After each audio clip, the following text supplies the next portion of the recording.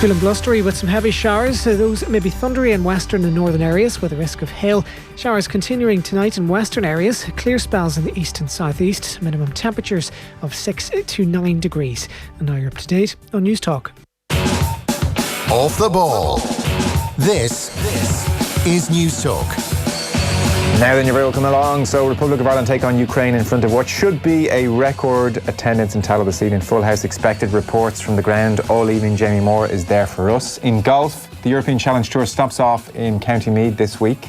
We're going to talk to Michael Hoey himself, a 5-time winner on the European Tour. He'll tell us about life on the Challenge Tour and the travails of Q School. Spoiler alert, Dan McDonnell, Q School is not fun.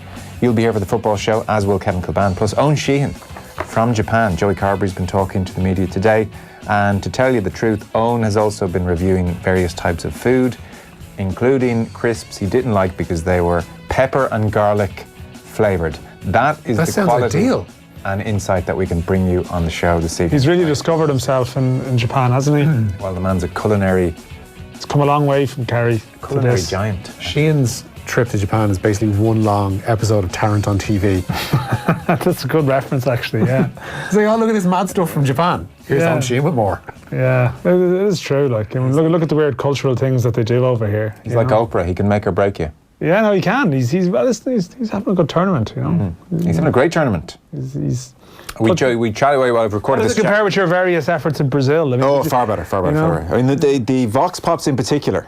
Don't recall any at a different culinary tours from. I mean, I think Brazil. You hung out on the beach for a while. Yeah. In Fortaleza, I think it was. I know, it wasn't a visual time. The social media world didn't have everything it has now. I mean, he's able to stand there and review crisps. We can see them, and most importantly, we can see drunk Irish fans after matches. I met Santi on a beach in Rio when I was trying to cover Annalise Murphy's silver medal, which was possibly the most bizarre thing. But again, couldn't exactly get him on FaceTime. I think it wasn't a visual time. It was 2014. I mean, one of the main scenes of that tournament was the camera phone of the Argentina fans singing in that shopping centre. Yeah. Look at the grainy footage of it though, Dan. So it's not that grainy. We were very much a radio station then. That is true. Listen, in your defence, I see what you're saying. We're now a media empire. I see what you're saying. Award-winning media empire, Joe. Talking to Owen Sheehan earlier on. Not you. He was making the point that he feels the next batch of Vox Pops will be a very difficult fourth album, because what's happening now is that the people coming out of the stadiums, they're seeing that red microphone, they're seeing the camera. They become self-aware. They're self-conscious and self-aware.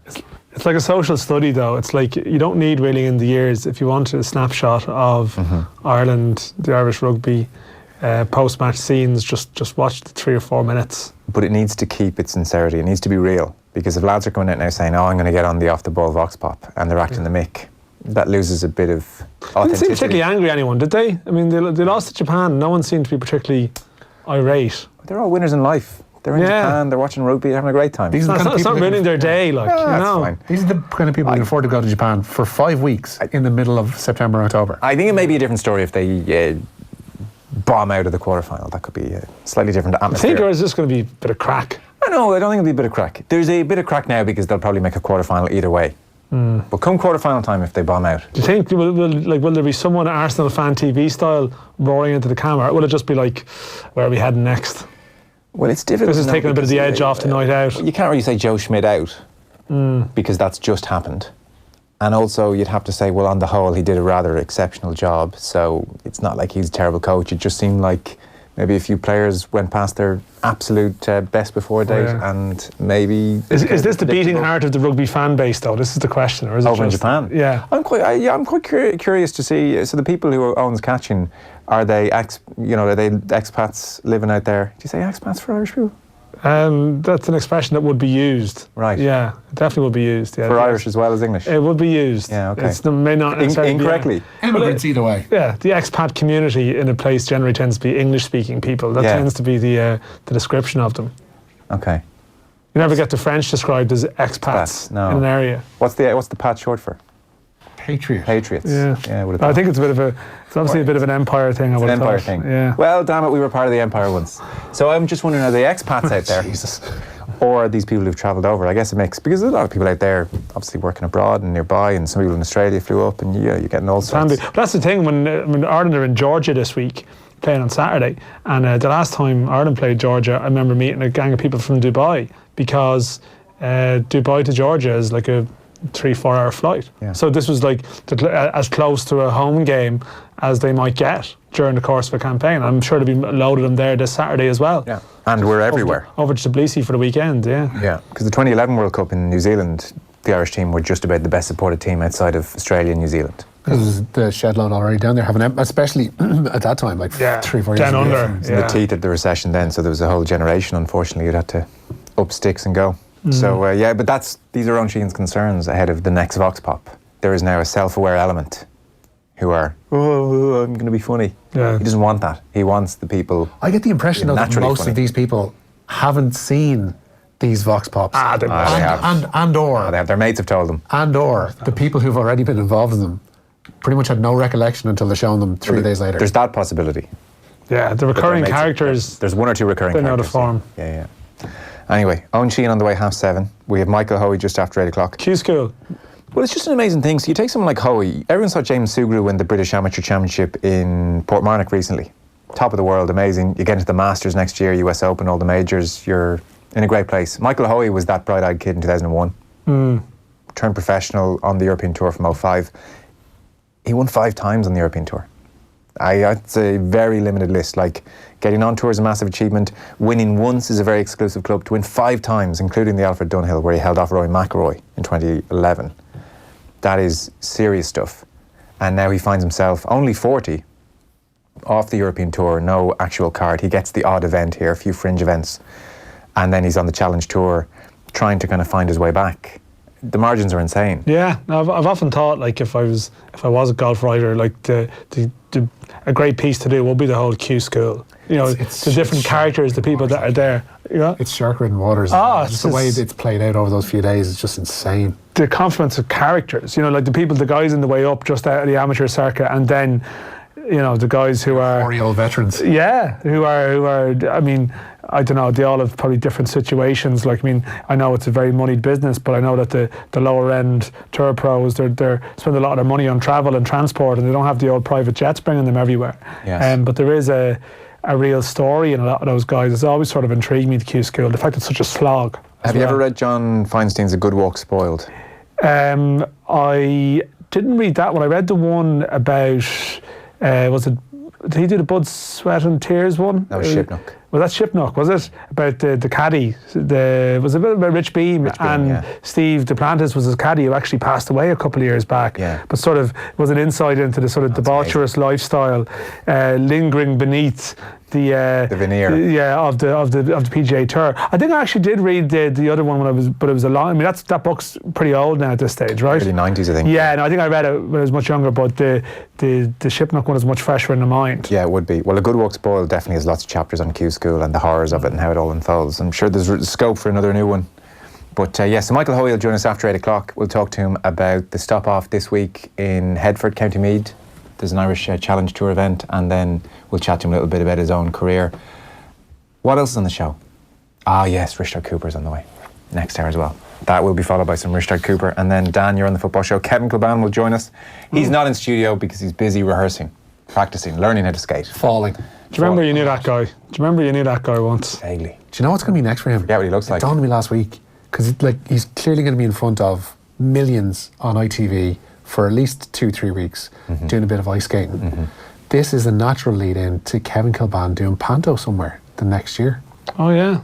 Maybe in Margate, with that 3 former stars of Home and Away and a disgraced But what are you doing for Christmas? And he'll be like, doing Blackpool for 4 nights. Brilliant. You know, another 4 nights in Brighton. Playing Widow Twanky. Yeah, exactly, yeah.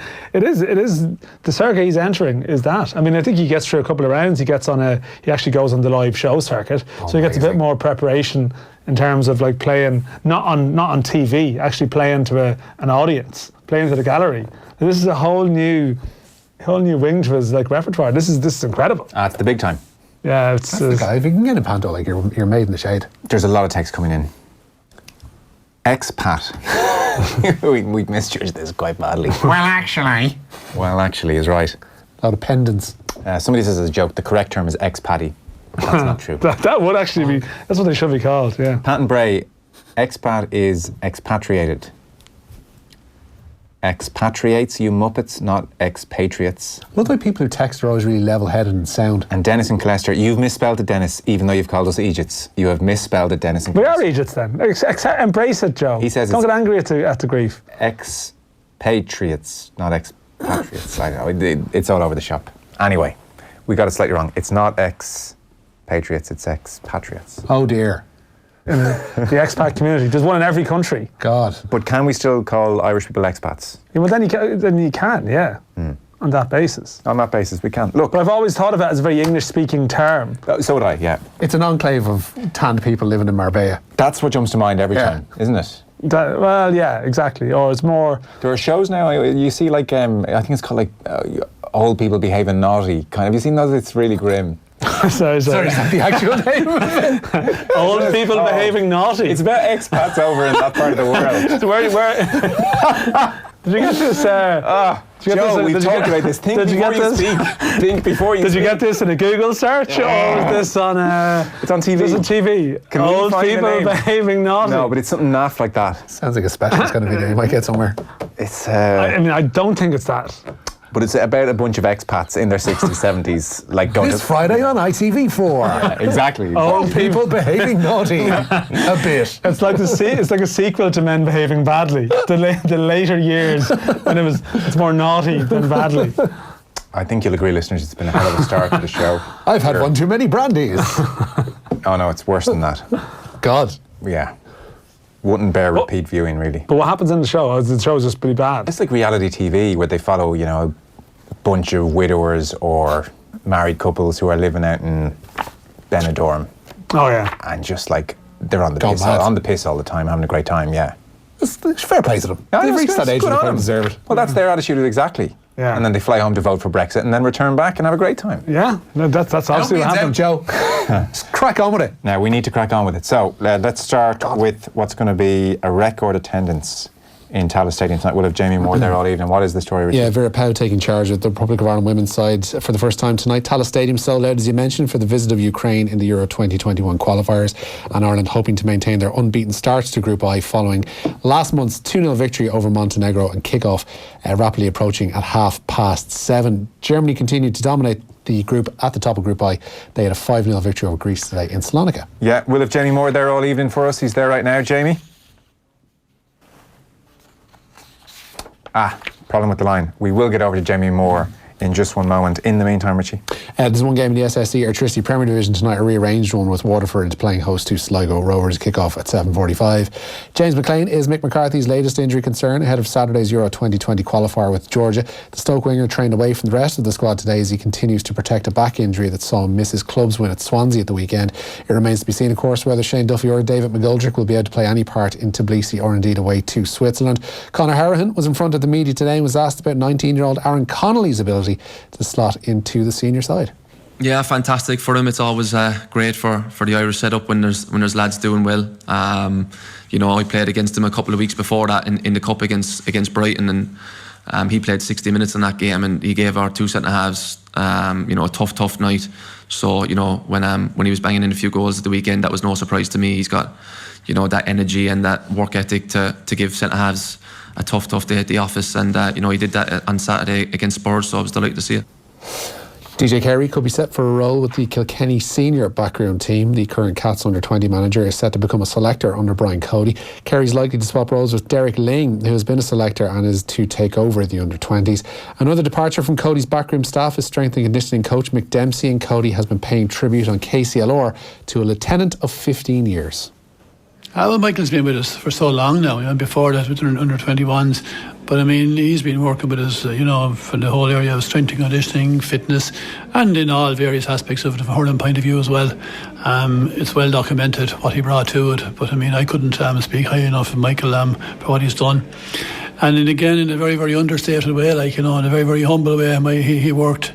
But he's huge, he's a huge knowledge of everything that's involved with it, constantly upskilling himself and keeping ahead of the posse and that. And whatever he goes on to now, he's just going to bring the same expertise to it. And look at, couldn't speak highly enough, and he's a huge loss. Naturally, he's a huge loss, and we look forward to keeping in touch with him and seeing how he gets on.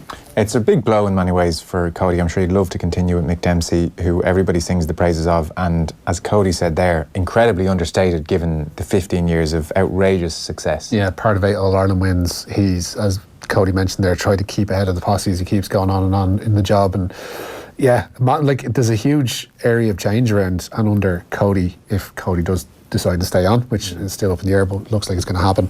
Michael and Derek Ling stepping down, going to be working with the under-20s. DJ coming in after a successful spell with the under-21s and under-20s. It's certainly a different hue. Yeah. I don't know if they're setting the table for Cody in a year or two to step away, but it certainly has that air.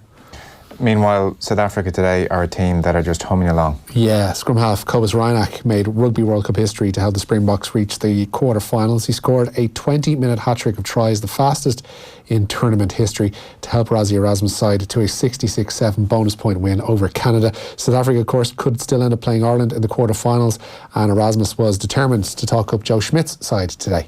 And I can tell you they are professional. They've been under pressure in under pressure situations. They handle it well. I've seen them perform well in Six Nations when nobody gives them a chance. Joe is an excellent coach. I know the individual players well. 1 or 2 of them stayed in the same street where I stayed in Limerick for almost 2 years. So I know them individually really well, and I can tell you they'll be a big threat if we play against them. I'll be nervous if we play them. Sure you will. Nervous, Joe. I'm being told that we can now go to the Tallaght Stadium, and Jamie Moore, you're there, Jamie?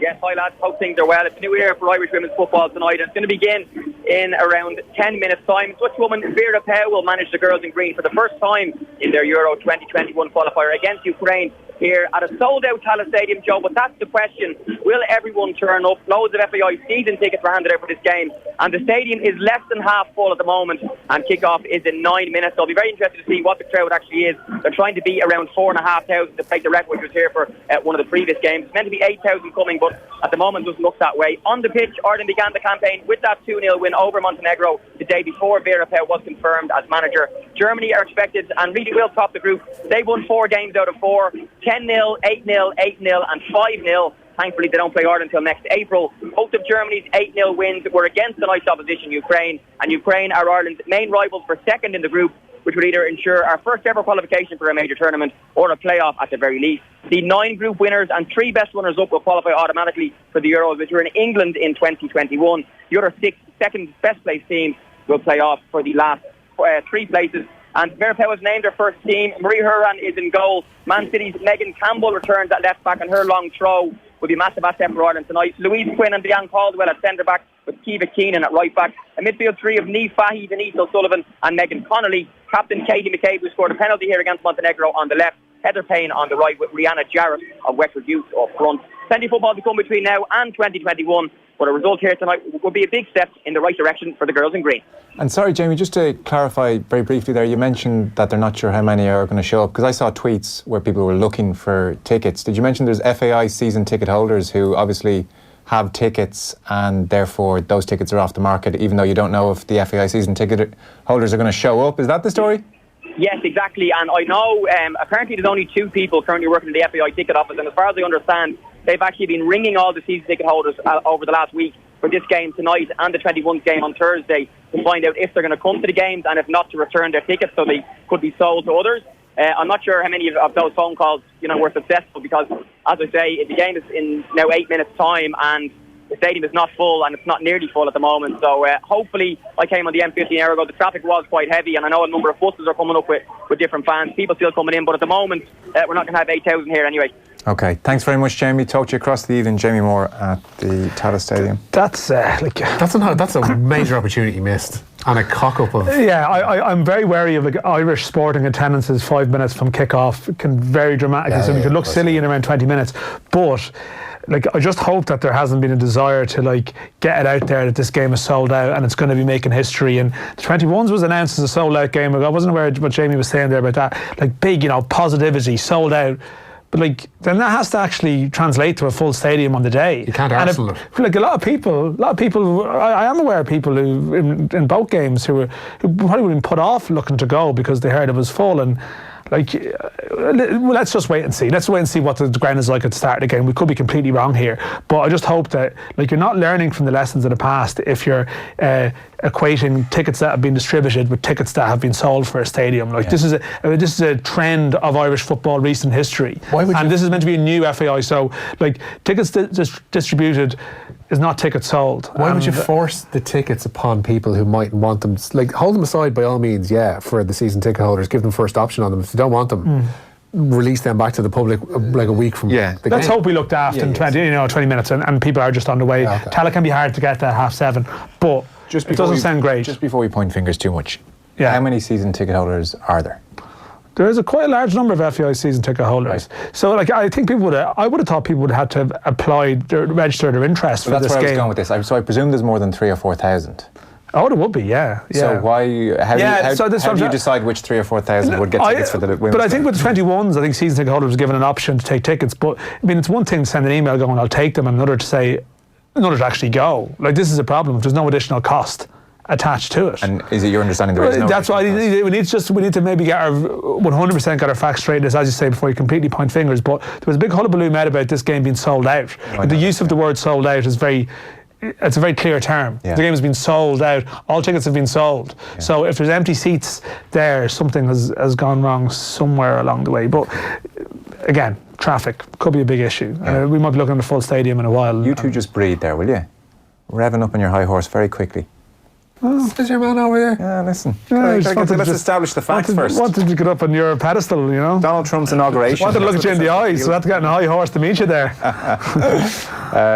We just need to find out how many season ticket holders there are. There's way more than the capacity, and obviously. Okay. So how are they selected as the 3,000 or 4,000? I need to check. I think they would have been given the option. I think we can probably sort this out. That there was season ticket holders were given the option, as they would be for the FAI Cup final. FAI season now that's different because it's at the Aviva. But if you're a season ticket holder, you have the option for tickets for the game. You can take them. Okay. We'll dig in and find out. So that's Jamie Moore at the Tallaght Stadium. Elsewhere, there could be a new format for the League of Ireland. Yeah, Tallaught's actually crucial to this one as well, because the future format of the League of Ireland will be decided at a club convention in November. An all-Ireland league remains on the table, with a meeting on that issue to take place in Dundalk later this month. A very positive meeting, according to the FAI today in Tallaght, saw Shamrock Rovers' Noel Byrne elected as president of the National League Executive Committee, and Droghed's Jim McCardle was elected vice president. Two different texts in. Season ticket holders had to apply by last Monday. And the second text says season ticket holders had to apply for tickets. Yeah. In which case, if season ticket holders have gone to the trouble of applying for tickets and then on a whim decided I'm not going to bother showing up, you can't pin that on the FAI. No, I mean that's per from them, but it does it does still raise questions about the system to a degree. If people could have gone and didn't go, should there have been a cut-off point? I don't know. There was a cut-off point, but to collect your tickets or really declare interest in such a way or apply a penalty, I don't know how you do that properly. I do accept it's a very difficult job for the ticket office in the FAI, which, as Jamie mentioned, is probably short enough staff, like a lot of areas in the FAI at the moment. But you just hope that people out there who wanted to go to the game didn't hear about the game being sold out and didn't go on that basis. That would be a disappointment if that was the case. But for me, it sounds like that is per from people. Season ticket holders. General public are never blameless in these matters. Oh no, you have to let you down. No, you have to. It's one thing to reply by email and say I'm going to go. Yeah. But maybe there should be some kind of facility where they could, declare it today. Actually, I'm not going to go, and those tickets go back out into the market or something. Yeah. Maybe there's a lesson to be learned from it. But there's just when there was a big announcement about the game being sold out and stuff, that you kind of hope. If people just had to send an email rather than actually put in their credit card details, and actually pay to go to it. But then there's a big thing about we want crowd at these events so we can flag our attendance as part of a big publicity drive. It's a general thing, not just the FAI, in a lot of sports. And it's that's great, but it needs to be in actuality people paying to go as well too. Bastian Schweinsteiger has retired from football entirely at the age of 35. The midfielder won the World Cup with Germany in 2014, a year after helping Bayern Munich lift the Champions League. That year in 2013, they won the treble. He won 8 Bundesliga titles in all. He's had a glittering career and spent the past three years at Chicago Fire in MLS. You know the way we talk about staying on too long and damaging your legacy? Unfortunately for me, Bastian Schweinsteiger, because I generally watch the Premier League, obviously we will see him in Champions League, but week to week, My memory of Bastian Schweinsteiger is a very middle-of-the-road midfielder, which I know he wasn't. The thing about but it he is, has damaged his legacy. He didn't damage his legacy. They bought him with a very fat contract, which he was never going to turn down after he was playing a dwindling number of games due to injury at Bayern Munich in each of the 3 preceding seasons. So United should have seen what they were, the bill of goods they were being sold, and his quality wasn't helped by the rather haphazard setup at United at the time. Where has it damaged his legacy though? Like, you know, in my eyes. In your eyes. All right, Grant. I mean, the fact that he was playing he came to England, like he's won a World Cup. In his native country, he's a World Cup winner. He's like a hero of a World Cup winning side. I don't think he's losing sleep over it. Like, you know, is Laurent Blanc a legend in your eyes because he came to Manchester United? He had a certain swagger. Career. He had a certain swagger. Yeah. Schweinsteiger, I found a very boring player to watch at United. Right. At United. Yeah. Would you not agree? So his time at United is that tainted his legacy for you? That was where I saw him play the most. The kind of person who would start that story with former Manchester United midfielder Bastian Schweinsteiger has retired from football. Yeah, you're not on Talk Sport now. Sorry, I didn't realise you two. Schweinsteiger, for me, Joe. Typical expat attitude. Typical expat attitude out of you here. I didn't realise you two were watching the Bundesliga every weekend. When was this happening? I don't remember you coming in saying, did you watch Bayern at the weekend very often, Dan? Did you see how good Schweinsteiger was? When was this? I missed this phase. We're not going to get to the Bundesliga. We've got an Irish Bundesliga player in the squad coming up soon. We've got 2 Bundesliga-related facts. We can't get onto it because you and your Manchester United, your tired Manchester United agenda has been battered. I missed your Schweinsteiger Bayern era. To talk about the side who are 14th in the Premier League. Michael Owen. What about former Manchester United attacker Michael Owen? Great goal. What about his career? What springs to mind? The Derby goal. What else? Yeah, what else would you think about? I think the goal against Argentina and the Derby goal. Former Manchester United midfielder Juan Sebastian Veron. Utterly useless. Yeah. I was disappointed with Schweinsteiger when he came. I was like, Several people were. He didn't have 2 good years there, but he was a cracking player, Joe. I said that at the start. Tainted his legacy. In my eyes. So it really hasn't tainted his legacy. No, it hasn't at all. Okay. Right, we really need to move on. Tell Joe's going on holidays for a couple of weeks. That obvious, isn't Checked it about 3 days ago. Can we have the last and most important story that we haven't brought people already? Harvey Neville. Okay. Harvey Neville. Sorry. Yes, Harvey Neville. Harvey. We'll skip There's probably more wordy topics here. I'm very sorry. Scrolling. No, do Harvey Neville. Harvey Neville, son of England women's boss Phil, has been called up to the Republic of Ireland under-19 squad for Friday's friendly with Denmark. Sorry, I've got a billion stories in there. Neville previously with Valencia before joining Manchester United last summer. Borussia Mönchengladbach's Conor Noss, Joe, there you go, has been brought into the squad for the first time by manager Tom Mohan. Actually, scrap this. Kilban's on later. Yeah. Kilban and Phil Neville's son playing for Ireland. That'd be premium content. You know, eligibility rules. But then it's someone that he knows well. Sorry, his mother's Irish. I think it's a grandparent. His grandma's from Derry. Yeah. So it's his grandmother. Has it always been his dream to play for Ireland? No. Well, is it different if it's Phil Neville? It's someone that Kev knows. Right there. Come on now. Come on now. Have you got more grumpy texters to get to? Have you? You're talking about the spelling of expatriate.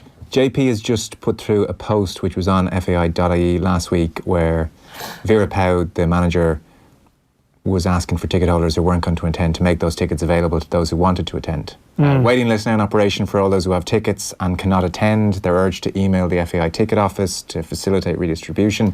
Ireland manager Vera Pauw said it's very important anyone who has tickets but can't make the game returns them or gives them to someone that will attend, because there are a lot of supporters looking for tickets. There's not much more the FAI can do. No, it's true. I mean, you can go back to the start of the strategy and say, you know, should it have been distributed on that basis? It was very much announced the game was sold out.